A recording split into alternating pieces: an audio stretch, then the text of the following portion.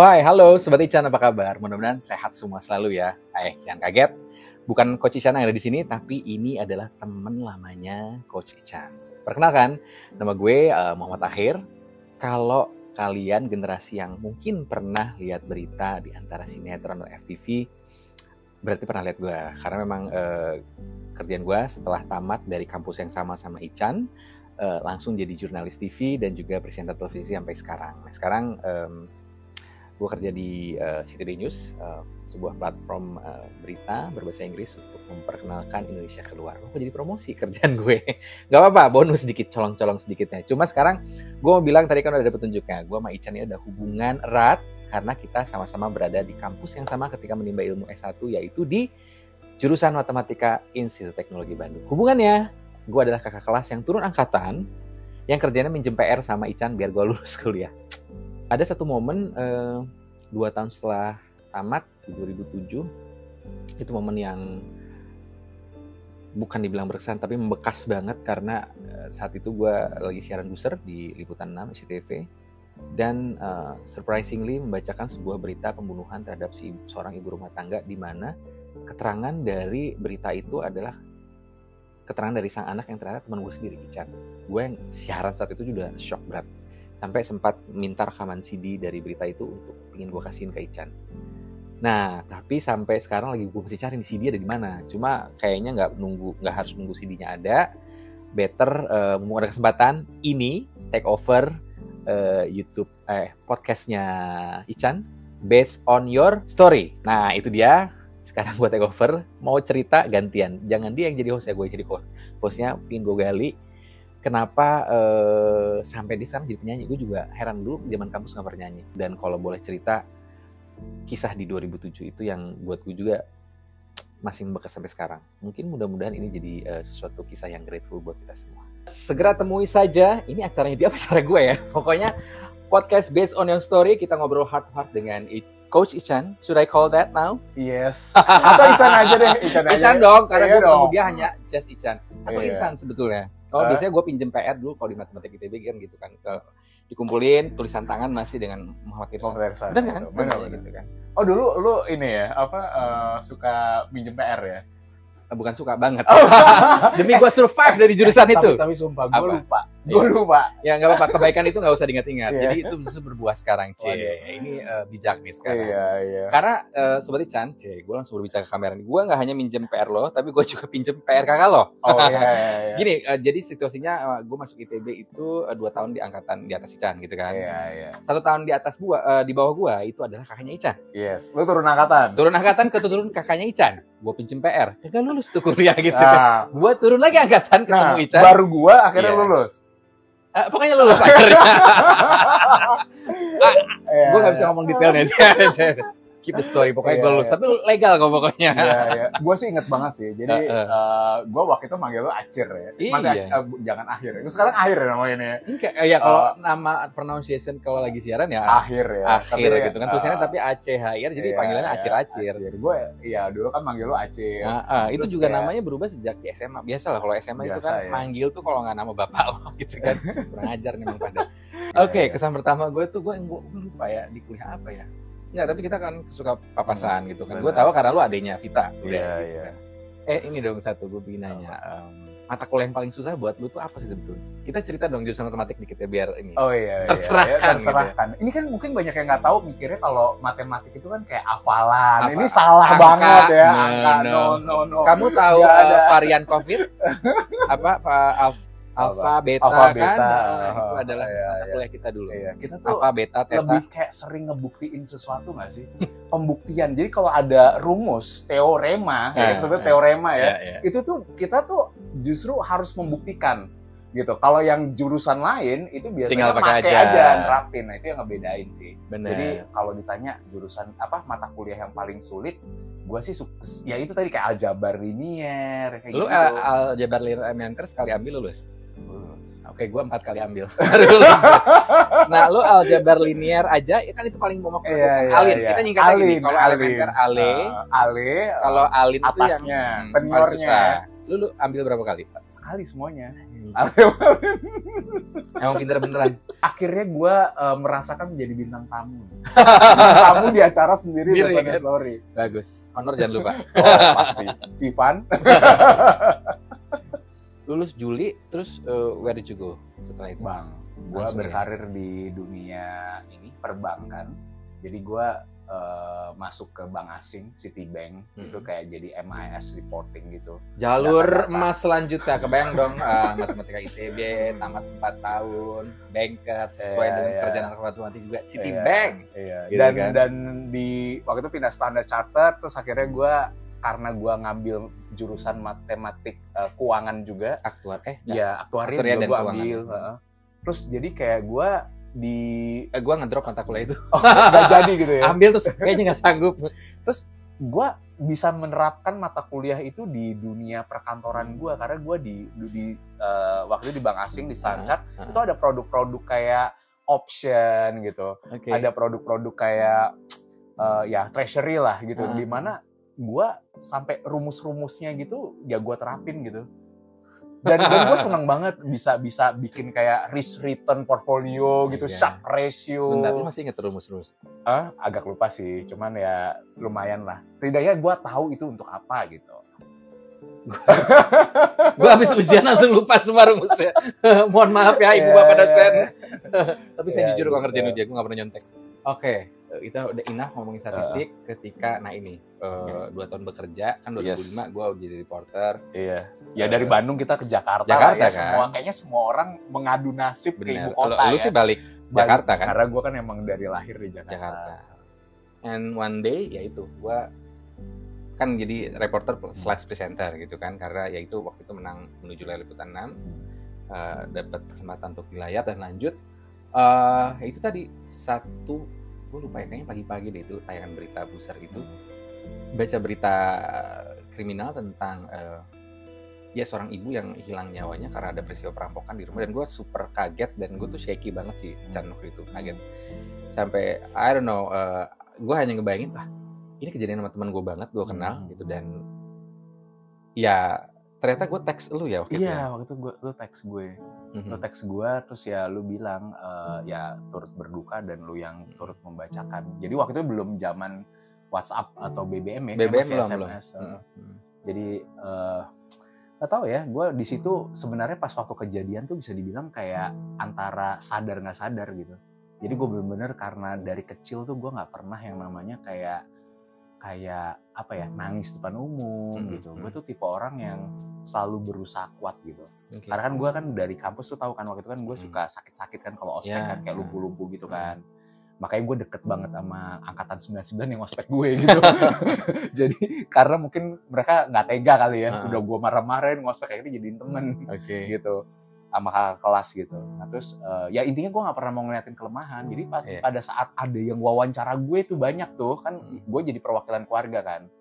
Karena gue ada di tempat kejadian. Jadi saat itu lu udah kerja di bank berarti ya? Waktu itu di Standard Chartered Bank, gue tuh posisinya tuh bener-bener lagi besok itu tuh hari Kamis kalau nggak salah.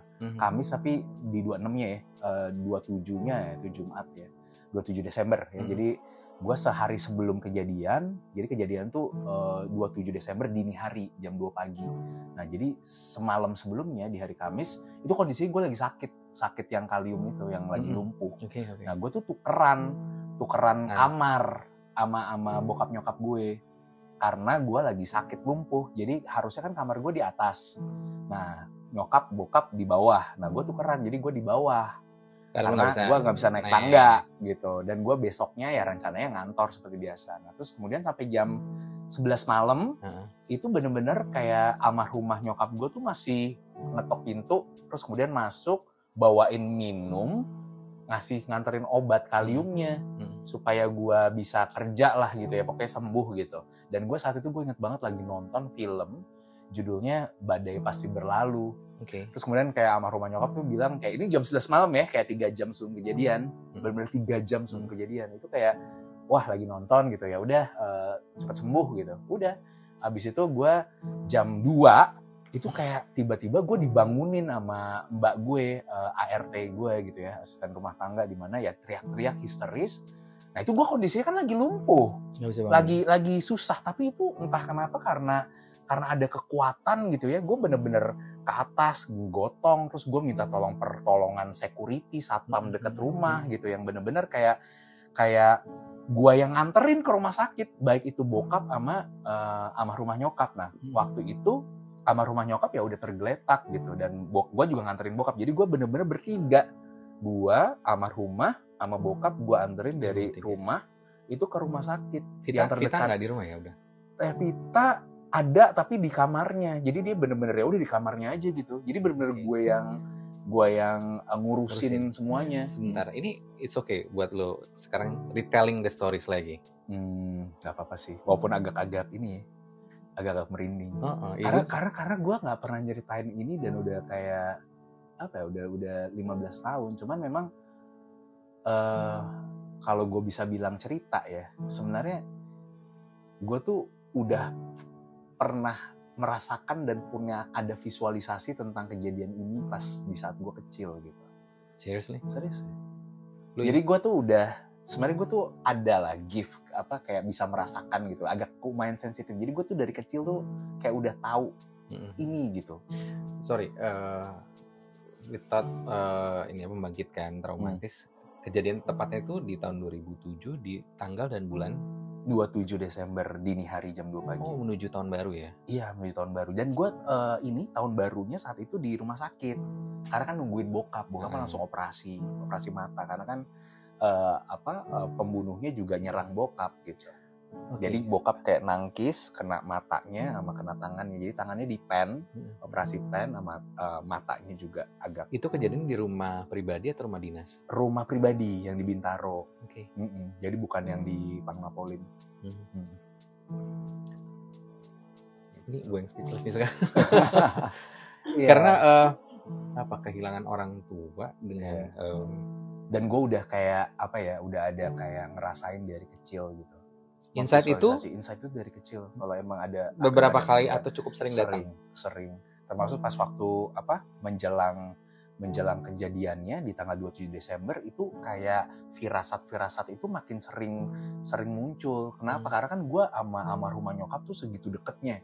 Karena kan gue anak bungsu, laki satu-satunya gitu. Jadi gue sakit lagi kan. Jadi benar-benar gue tidak dibiarkan untuk mengalami hal sulit lah, ibaratnya dikasih makan piring disuapin, gue nggak boleh tidur di bawah karena gue selalu sakit kalau di bawah. Jadi benar-benar kayak segitu deketnya sama almarhumah nyokap gitu. Jadi banyak firasatnya, kayak misalkan gue kayak jalan sama nyokap di depan kuburannya saat ini di Tanah Kusir, itu kayak almarhumah selalu ngomong gitu, nanti kalau mama udah nggak ada jangan takut untuk nengokin, ngelayat gitu.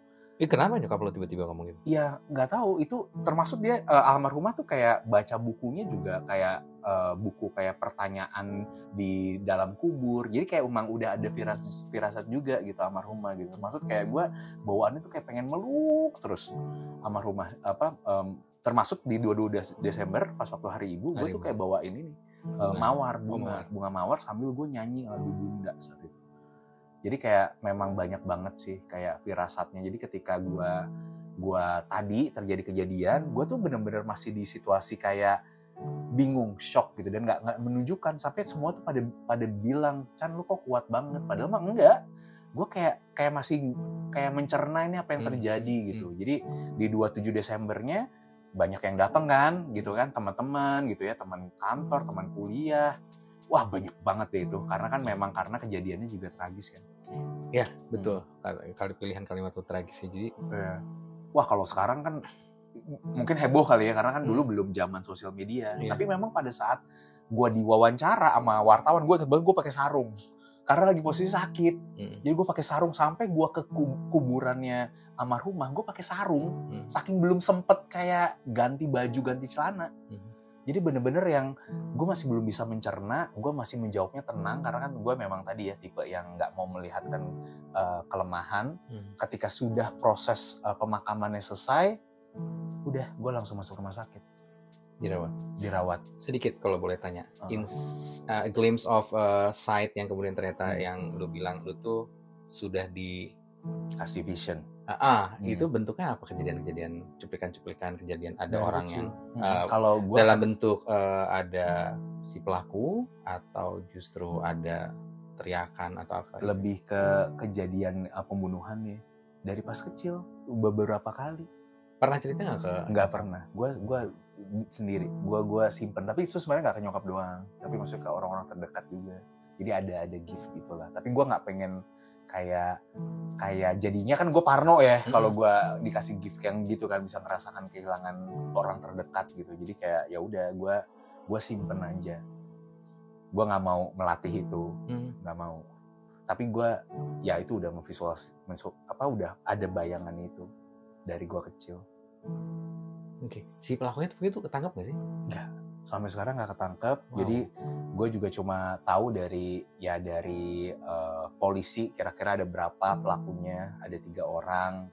Terus kemudian di beberapa hari sebelumnya itu udah ada kayak mobil yang ngintai gitu. Jadi kayaknya memang udah berencana gitu. Tapi motifnya tuh masih sampai sekarang masih nggak tahu apa murni perampokan atau emang ada dendam, ada dendam suruhan atau apa. Cuman yang pasti memang kehilangan barang ada gitu.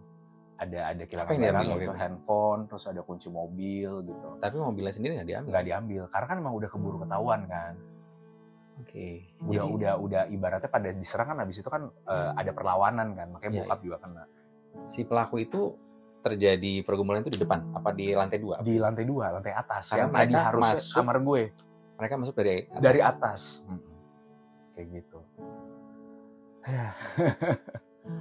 Gitulah.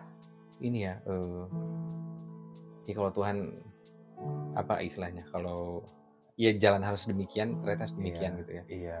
Pernah nggak sih lu berpikir kayak she's supposed to be me yang masih di lantai 2? Ada. Gue kayak selama beberapa tahun itu masih kayak dalam kondisi kayak selalu berandai-andai. I wish ya, maksudnya gue yang di atas gitu. Terus kemudian gue suka kayak bermimpi saking kangennya. Itu kayak gue nganggapnya tuh kayak almarhumah tuh kayak lagi pergi aja gitu. Lagi liburan tapi tau-taunya ketemu lagi, ada datang lagi gitu. Jadi gue kayak kayak di posisi kayak gitu tuh kayak bertahun-tahun sih. Sampai akhirnya memang ya udah damai akhirnya. Jadi maksudnya gue kayak menghilangkan emosi-emosi kayak benci gitu ya ke pembunuhnya gitu. Jadi karena kalau gue masih simpen emosi itu pasti gue jadi sakit-sakitan gitu. Jadi gue kayak lebih baik memilih untuk memaafkan, termasuk di keluarga gue juga kayak kakak-kakak gue gitu, termasuk bokap gue juga itu kayak punya keikhlasan juga yang akhirnya ya kita bersama-sama kayak get through bareng. Terus kemudian ya udah lebih ke forgiving aja. Walaupun memang pada saat terjadinya kasus itu, pembunuhan itu, gue sama keluarga tuh ada bodyguard, ada pengawal. Di rumah tuh ada? Ada. Kita langsung setelah kejadian tapi langsung sebelum ada bodyguard. Nggak ada kan? Tapi karena kan takutnya jadi ada incaran atau apa gitu kan. Kayak gitu. Berarti lukanya parah banget ya almarhumnya waktu itu. Iya, jadi kayak ada obeng, terus obengnya tuh ini ke kepala. Iya. Jadi ya segitu ininya sih, sadisnya sih. Gitu. Masing-masing ya pelaku salah satu, terus ada juga mencoba nebas ke bokap. Terus kemudian katanya 3 orang, terus ada yang tunggu di mobil, terus kemudian untuk nakut-nakutin tuh kayak ada pistolnya tuh pistol mainan tapi ternyata tapi udah di hapus sidik jarinya. Jadi memang pro kayak gitu sih. Polisi nggak bisa nemuin kenapa? Nggak kelacaknya kenapa? Nggak kelacak karena memang tadi barang buktinya udah hilang, kayak handphone gitu kan yang diambil. Jadi emang ada kesengajaan lah untuk dia ambil ya, pelakunya ambil barang gitu. Jadi memang susah di-track, dan zaman dulu kan nggak kayak sekarang yang ya bisa dilacak gitu ya. Jadi lebih sulit gitu kalau tahun 2007 itu. Belum secanggih sekarang lah teknologinya. Lu kan bilang ya saat itu kayak mungkin blank ya, jadi seperti mencoba tegar tapi sebetulnya mencoba mencerna kan lu bilang gitu. Ada momen akhirnya lu ambrol gitu, ada nggak? Jadi sedih banget tuh baru yang